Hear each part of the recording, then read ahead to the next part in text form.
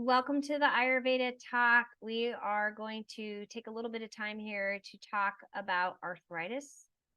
It is a little bit more of a complex condition if there's one dosha involved. So remember, your doshas are the constitution made up of the 5 elements.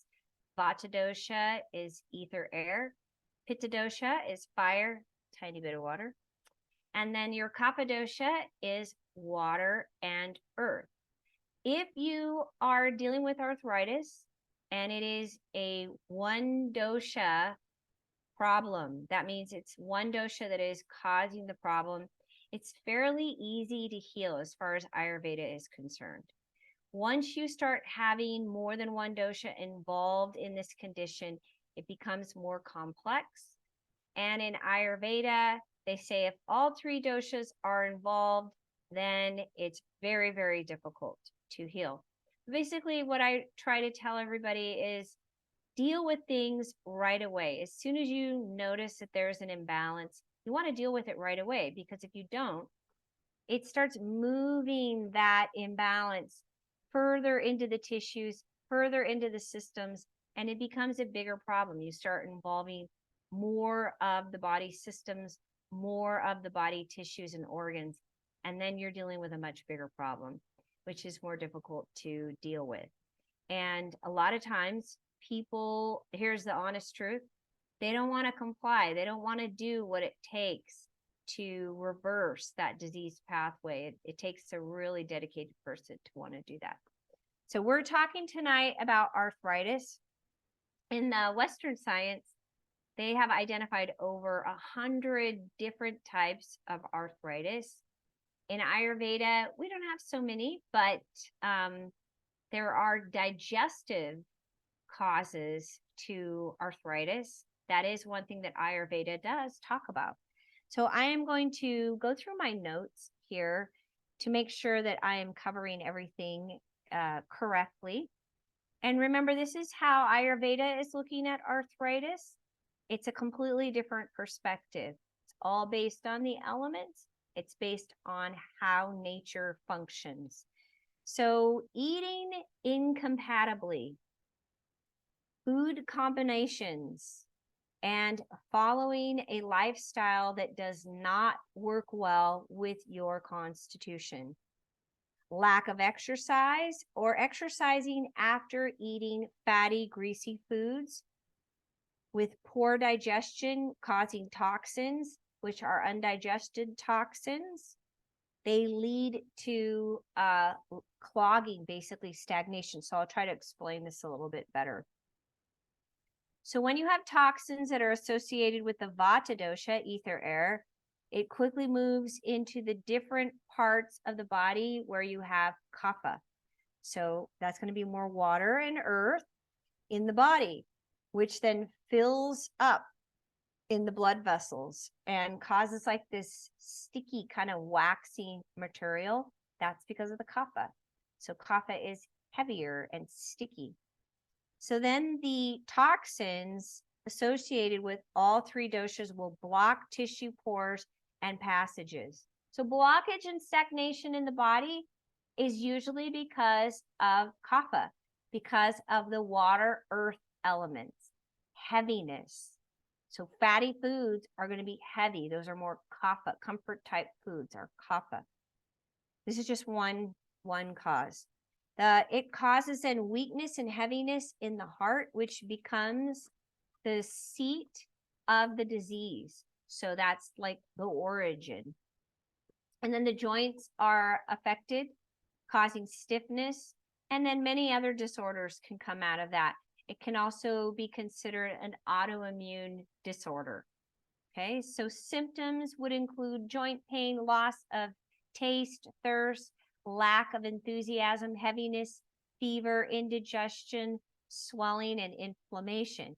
Now, if it is a Vata issue, then it is going to show up more as severe throbbing, cutting pain, variable pain, migrating in nature. So it starts here, then it moves here, then it's there, then it's here. It's like random, like that's why they say variable.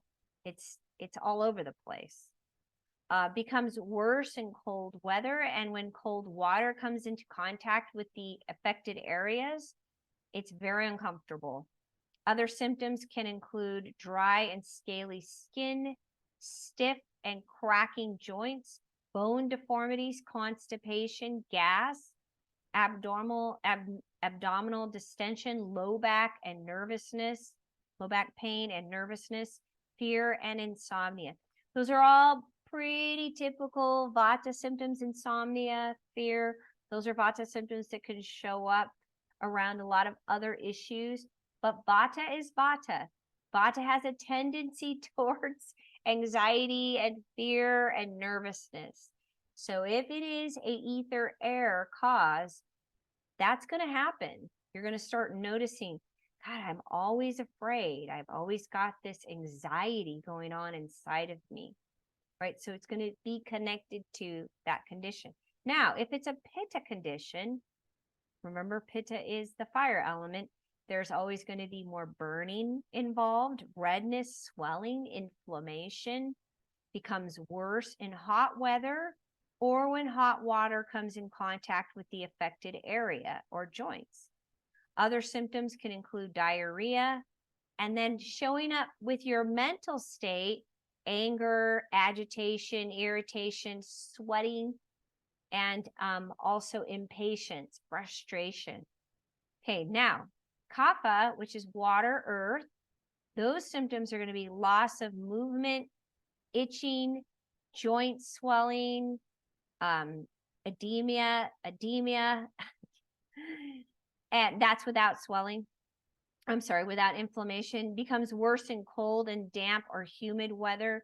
Other symptoms include heaviness, dullness, aches, oily skin, congestion, and then also mucus in the stool.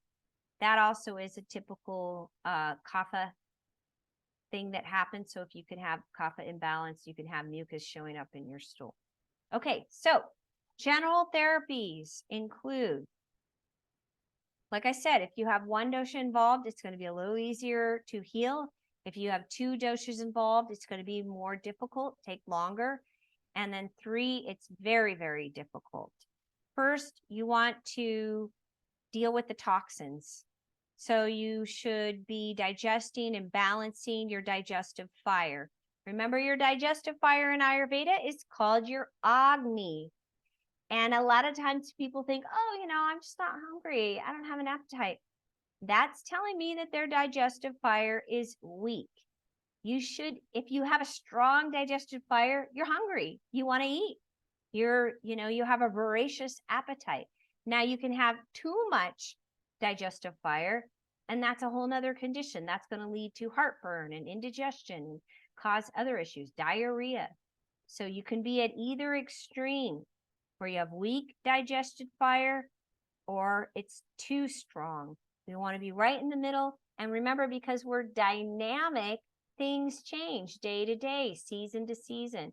So we have to constantly deal with, how do I maneuver through what's going on in my body, what's going on in this day, what's going on in this season.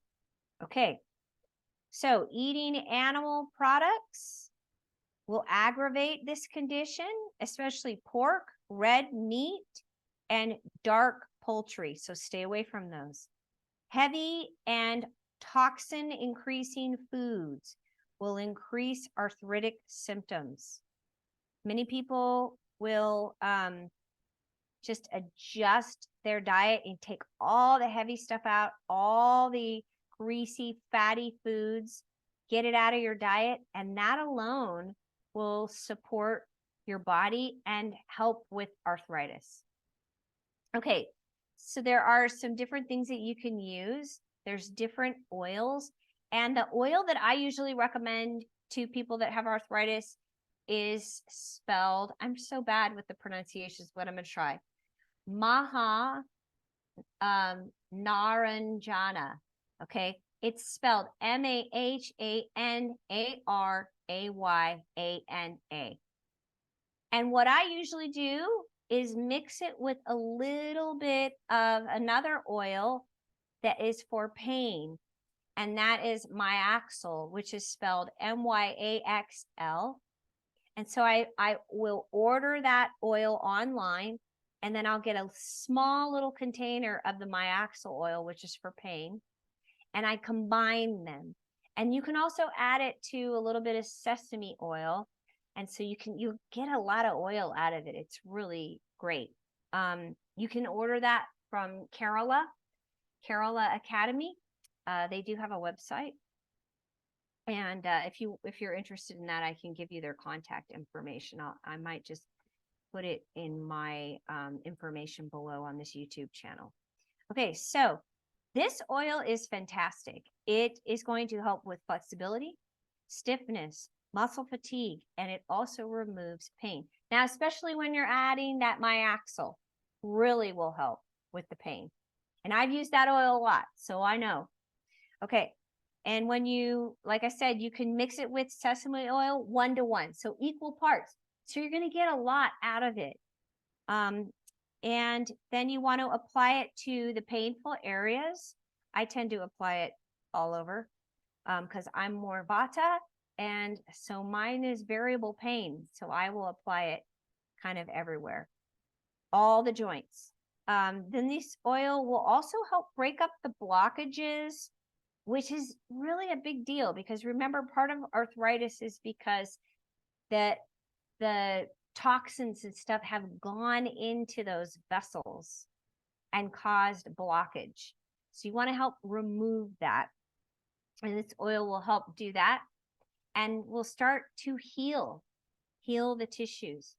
And after you apply the oil, you can apply warm heat.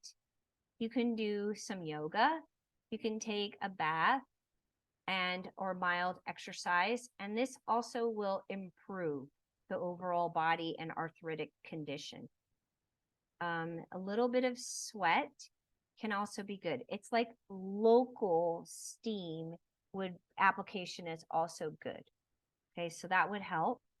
And also there is another oil that you can use. It's spelled Nardyan oil. Also good for muscle and joint pain, lower body circulation, and reversing the causes of aging.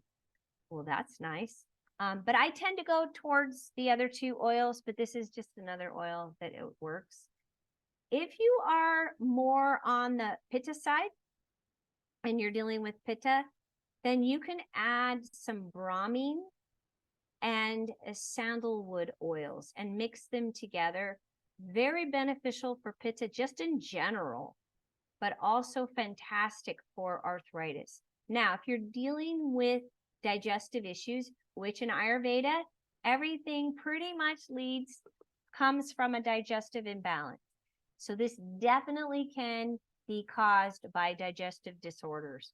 So you can do the Avipatakar, which is a go-to digestive churna. Churna just means powdered form. And it is great for the digestive system in helping especially the rheumatism of arthritis. Okay. All right. For Vata, for the ether air imbalance of arthritis, you want to include spices like cinnamon and fresh ginger. And you can do a little bit of googaloo. And this will help cleanse the bone tissue, strengthen the bones, and improve flexibility. Also, castor oil and triphala to help keep the colon cleansed is a Vata go-to.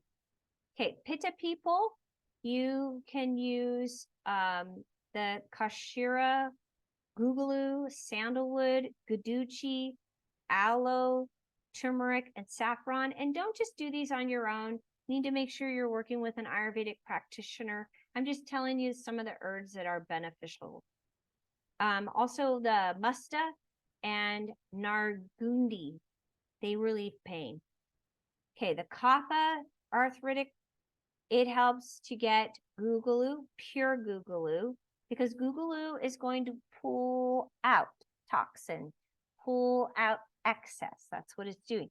You're kind of wanting to do that with Pitta too, right? Because Pitta, you need to remove excess heat. Okay, So guggulu, pure guggulu for kapha, and also hot herbs are also beneficial because kapha needs that stimulation. And those herbs would include cinnamon, dry ginger, not fresh ginger. So fresh ginger for vata, dry ginger for kapha, because remember, kapha is moist. So you would apply more dry towards kapha.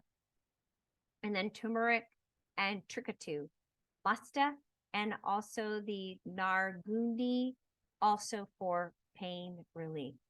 So hopefully this is beneficial for you guys and giving you some information on how to deal with arthritis in another way.